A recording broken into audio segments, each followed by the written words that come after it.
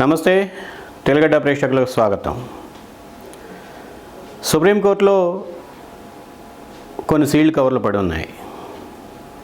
పడున్నాయి అంటే అవేవో ఎవరో విశ్లేషణవి కావు. సుప్రీంకోర్టు ఆదేశాల మేరకి కేంద్ర ఎన్నికల సంఘం సేకరించిన వివరాలని సుప్రీంకోర్టు ఆ సీల్డ్ కవర్లో భద్రంపరిచి ప్రధాన న్యాయమూర్తి గారి ధర్మాసనానికి అందజేసింది. ఆ సీల్డ్ కవర్లో ఏమున్నాయి?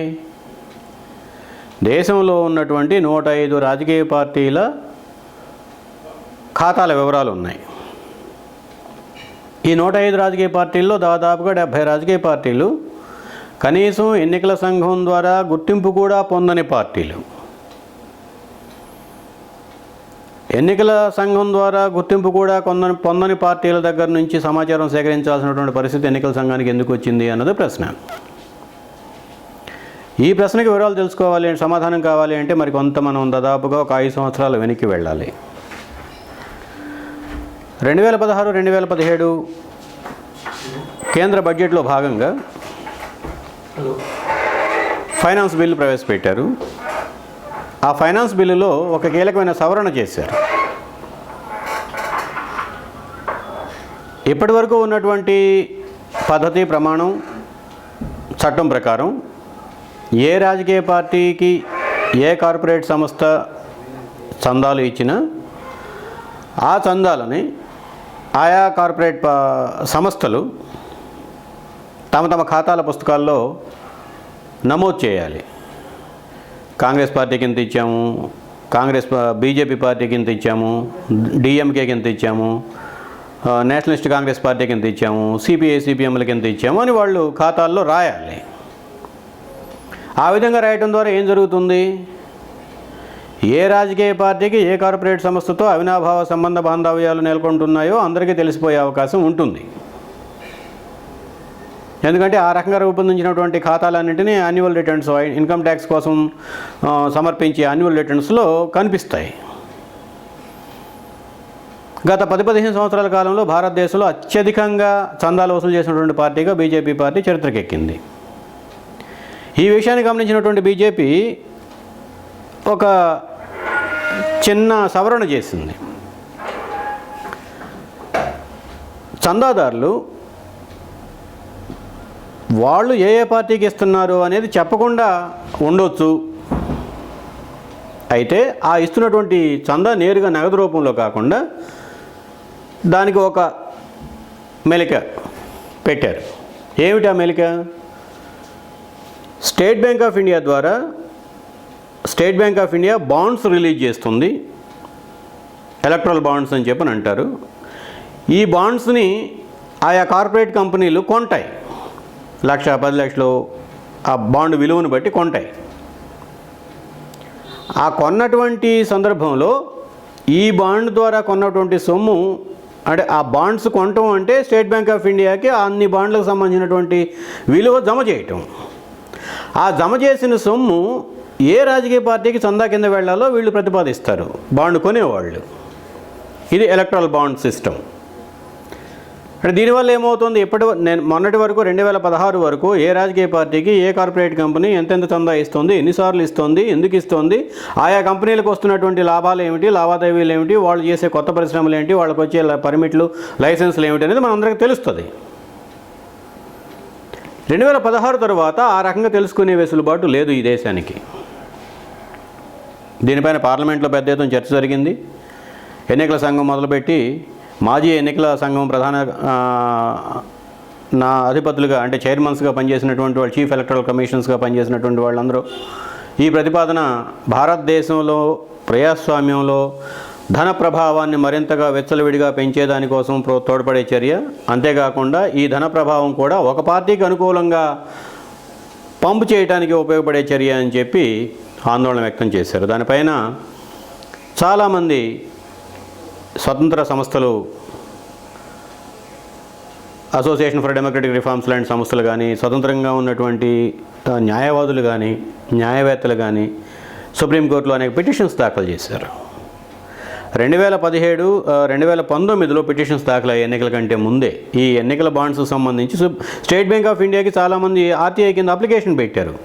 మీరు ఎన్ని బాండ్స్ రిలీజ్ చేశారు, ఎన్ని అమ్ముడుపోయినాయి, ఎవరు కొన్నారు, ఎంతకు కొన్నారు, ఈ వివరాలు తెలియజేయమండి.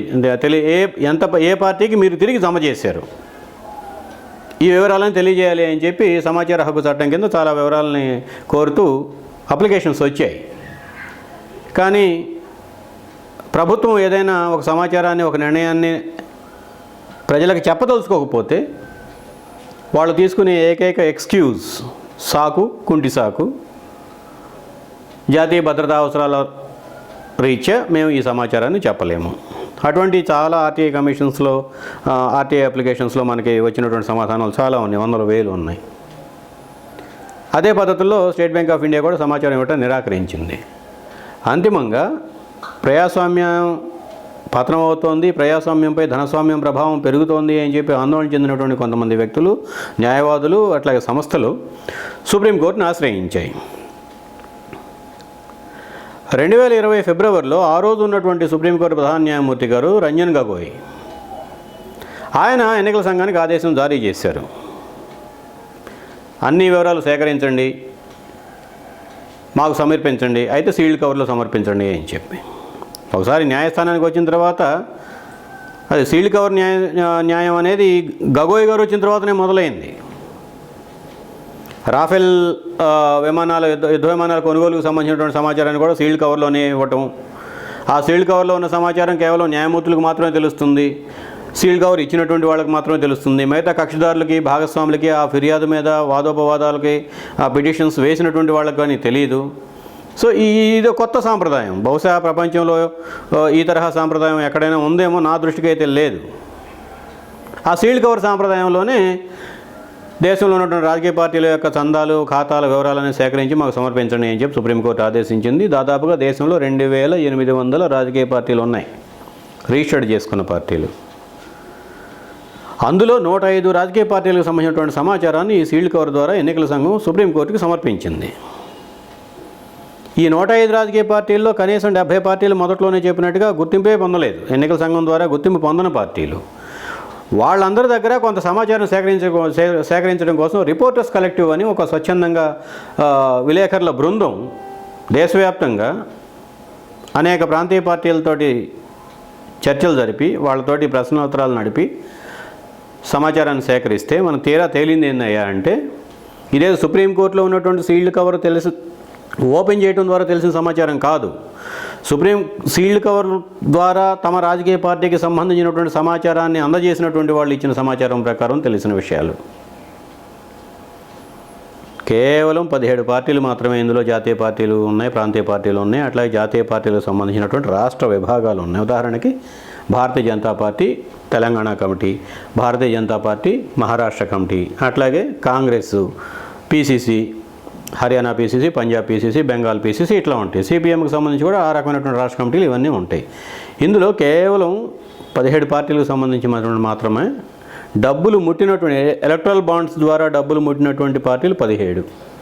మరి 17 పార్టీలకే డబ్బు ముట్టుంటే ఎన్నికల సంఘం 105 పార్టీలకు సంబంధించినటువంటి సమాచారం ఎందుకు ఇవ్వాలి అంటే, ఒక జనరల్ ఇంప్రెషన్ క్రియేట్ చేయడానికి. ఇదిగో ఈ ఎన్నికల ఎలక్ట్రల్ బాండ్స్ ద్వారా దేశం మొత్తంగా ఉన్నటువంటి అన్ని రాజకీయ పార్టీలకి తమ తేడాలు లేకుండా అందరికీ డబ్బులు అందుతున్నాయి అని ఒక రకమైనటువంటి వాతావరణం క్రియేట్ చేయడానికి. ఈ 17 పార్టీల్లో కూడా సమానంగా ఉన్నాయా అంటే లేదు. దాదాపుగా 86% 3 పార్టీల చేతుల్లోనే ఉంది ఈ రకంగా సంపాదించిన సొమ్ము అంతా. 68% బీజేపీకి వచ్చాయి. ఈ రకంగా వచ్చి ఎలక్ట్రల్ బాండ్స్ అమ్మకం ద్వారా వచ్చినటువంటి సొమ్ములు 68% బీజేపీకి వచ్చాయి. 11% కాంగ్రెస్కి వచ్చాయి. సర్ప్రైజింగ్గా 68, 11 దాదాపు 79%. ఒక 1.9%, 2% ఎలక్ట్రల్ బాండ్స్ అమ్మకం ద్వారా వచ్చిన సొమ్ములో 2% సొమ్ము బీజూ జనతాదళ పార్టీ, ఒరిస్సాలో ఉన్నటువంటి పాలక పార్టీ వాళ్ళకి అందింది. మిగతా దేశంలో ఉన్నటువంటి 2800 పార్టీలు అన్నిటికీ కలిపి వచ్చినటువంటి సొమ్ము 16%. 84% ఈ 3 పార్టీల చేతుల్లోనే ఉంది. అందులో 60% బీజేపీ చేతిలో ఉంది.